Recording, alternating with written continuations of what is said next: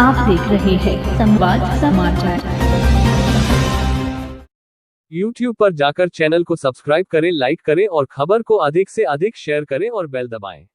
भाई welfare society की मांग, तलाकशुदा महिला को गुजारा भत्ता एक निश्चित समय सीमा तक मिले। कहा जाता है कि शादी 7 जन्मों का संबंध होता है।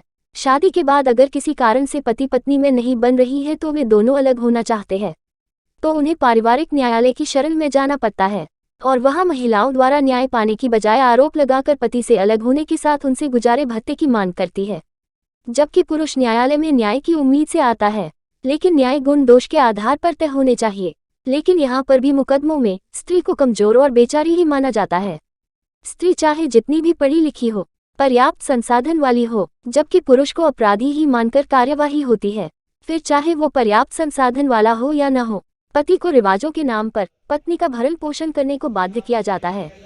इन्हीं सभी बातों की रोकथाम के लिए तलाकशुदा पुरुषों के लिए गुजारे भत्ते को एक निश्चित सीमा तक देने की लड़ाई लड़ रही भाई वेलफेयर सोसाइटी ने राजधानी भोपाल के गांधी भवन में आयोजित पत्रकार वार्ता में संस्था के अध्यक्ष जकी अहमद ने बताया कि शादी के बाद अगर पति और पत्नी में तलाक हो जाता है तो पति को, पत्नी को और बच्चे हो तो उसका जीवन भर गुजारा भत्ता देना पड़ता है। ऐसी स्थिति में पति का जीवन यापन करना मुश्किल हो जाता है, पत्नी की जब तक दूसरी शादी नहीं हो जाती है।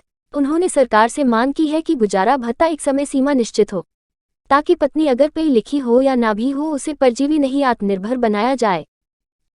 देखिए, आज का जो मुख्य मुद्दा था हमारा, ये हम लोग को पूरे हिंदुस्तान में आज प्रेस कॉन्फ्रेंस हो रही है, और जो एक बहुत बड़ी परेशानी है मर्द के लिए, भरण पोषण के नाम पे एक्सटॉर्शन जो हो रहा है, उस पे हम चाहते हैं कि शासन प्रशासन और सुप्रीम कोर्ट संज्ञान ले और कुछ ऐसा आदेश पारित हो जिसमें आज भरण पोषण के नाम पे जो 70 महीनों का एरियर महिलाएं को दिलवाया जा रहा है उस पर रोक लगे और भरण पोषण इतना दिलाया जाए और इतने समय के लिए दिलाया जाए कि जिसमें महिला खुद स्वावलंबी बन सके, आत्मनिर्भर बन सके।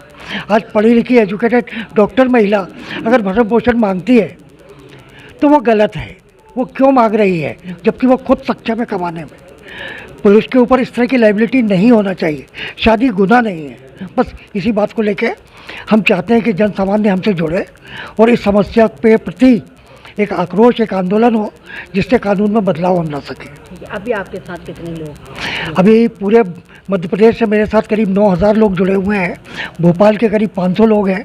अभी प्रेस कॉन्फ्रेंस में ही 50 लोग मेरे साथ जुड़े हुए हैं। कोशिश हमारी यही है कि जो नए लोग पारिवारिक विवाद में पड़ते हैं वो डिप्रेशन में ना जाएं, उनको हम लड़ना सिखाएं और जो आत्महत्या का रेट है, मतलब जो सुसाइड का रेट है, जो पुरुष प्रताड़ित होकर सुसाइड कर रहा है, उसको हम कम कर पाएँ। बस जब भी पति पत्नी के फैमिली डिस्प्यूट हो जाते हैं तो सबसे पहला ये रहता है मामला कि मामला कुछ और रहता है और महिलाओं के द्वारा, पत्नियों के द्वारा बदले की भावना से झूठे केस कर दिए जाते हैं और उन झूठे केस का मुझे कहने में कोई संकोच नहीं कि पूरा एक पैकेज दिया जाता है जिसमें कि 498A और DV एक्ट में अदर और 125 CRPC में ये मेंटेनेंस का किया जाता है और हिंदू मैरिज एक्ट के सेक्शन 24 में भी मेंटेनेंस मांगा जाता है। तो जो मुख्य मुद्दा है मेंटेनेंस का कि सबसे पहले तो ये है कि पत्नी ने अगर झूठा केस कर दिया तो मेंटेनेंस इंटरिम मेंटेनेंस का नाम दिया जाता है। तो इंटरिम मेंटेनेंस बिना कोई भी पुरुष के सबूत देखे हुए, बिल्कुल बिना देखे हुए सबूत, मतलब एक जस्ट मेरिट पे कि उनको देना है और वो दे दिया जाता है। पुरुष की इनकम जो भी रहती है उसका 30%, 40% और अगर बच्चा है तो बच्चे का भी उसमें शेयर बांध के दे दिया जाता है। बच्चा पत्नी के पास रहता है। अब मामला यहाँ पे जो समस्या है वो जिसके लिए हम लोग बात करना चाहते हैं, समस्या ये है कि हम लोग चाहते हैं कि सबसे पहली बात तो एक एक बिंदु पे मैं बात करूँगा कि अगर पति पढ़ा लिखा है और पत्नी पढ़ी लिखी है या पति कमा रहा है और साथ में पत्नी भी कमा रही है तो पति क्यों मेंटेनेंस दे, पत्नी क्यों नहीं मेंटेनेंस दे।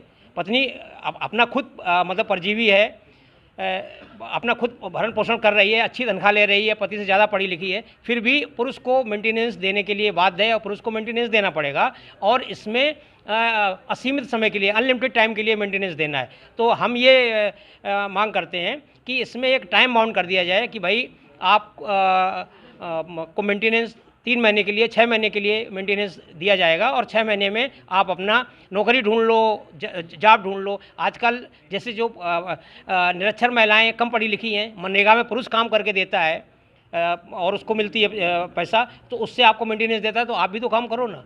तो अभी आपने इसके लिए याचिका लगाई है? हम लोगों ने याचिका, हमारे ऑल इंडिया लेवल पे इस पे काम चल रहा है। तो हम लोग ये चाहते हैं कि कानून में सुधार करके, सबसे पहली बात तो ये कि जो ये जेंडर वाइज लॉ हैं जो कि एक पक्षी हैं, इनमें सुधार किया जाए, और जो पीड़ित पुरुष हैं जो आत्महत्या कर रहे हैं इन सब चीज़ों से इन सब चीज़ों से परेशान होके, उसके लिए कानून में बहुत नितांत सुधार की ज़रूरत है। और कि पत्नी को आप परजीवी न बना के उसको आश्रित न रखें, वो इसको इस लायक बनाएं कि वो खुद कमाए और आत्मनिर्भर होकर अपना कर जाए, और पतियों का जो मेंटेनेंस का हमेशा का देने का जो जिम्मेदारी है, उस जिम्मेदारी से मुक्त हुआ जाए। और जब उसके ऊपर बहुत सारा पैकेज आ जाता है, ये पूरा एक फैमिली का पैकेज होता है। जब कोई आपसी पति पत्नी का विवाद हो जाता है, किसी भी कारण से हो सकता है, प्रॉपर्टी के विवाद हो सकता है, माँ को साथ नहीं रखना चाहती है, कई बहुएं ऐसी भी है, तो छोटे मोटे विवाद आते हैं। आजकल मोबाइल का भी यूज़ का बात आती है कि वो मुझे मोबाइल यूज़ नहीं करने देता, ऐसे छोटे छोटे बात।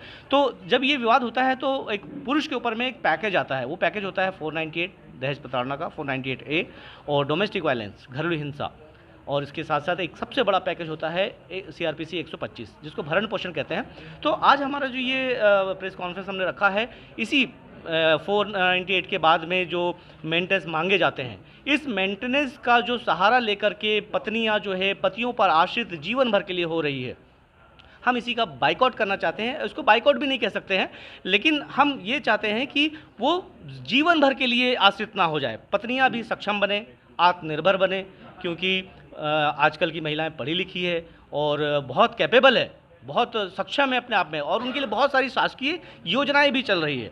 जैसे आप देखते हैं कि बेटी बचाओ बेटी पढ़ाओ, और उनके लिए बहुत सारा अरबों का खर्चा बजट भी खर्च किया जा रहा है, उनको सक्षम बनाया जा रहा है। इतनी सक्षम होने के बाद में भी आपने देखा है कि पिछले 10, 15, 20 सालों में कोई भी पेपर में आप उठा लीजिए तो चाहे वो एजुकेशन का आप देखेंगे, हाई स्कूल देख लीजिए, हायर सेकेंडरी में महिलाएं पुरुषों से अच्छे ही अंक प्राप्त कर रही है। मेरा मतलब ये था